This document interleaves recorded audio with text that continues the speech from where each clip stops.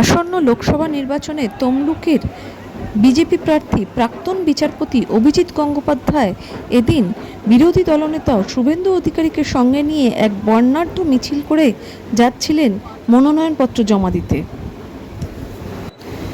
রাজময়দান থেকে এই বর্ণাঢ্য শোভাযাত্রা শুরু হয়। বেলুন, মহিলাদের প্রচুর সংখ্যায় উপস্থিতি এছাড়াও নানা রকমের বাদ্যবাজনা নিয়ে চলতে থাকে এই বর্ণাঢ্য শোভাযাত্রা।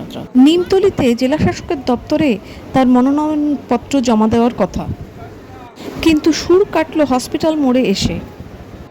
সেখানে তৃণমূল কংগ্রেস আশ্রিত বেশ কিছু চাকরিহারারা অবস্থান বিক্ষোভ দেখাচ্ছিলেন। তাদের সামনে দিয়ে যাওয়ার সময় তারা নানাভাবে স্লোগান দিতে শুরু করে। চোর চোর স্লোগান ওঠে, সঙ্গে করে জুতোও দেখায়।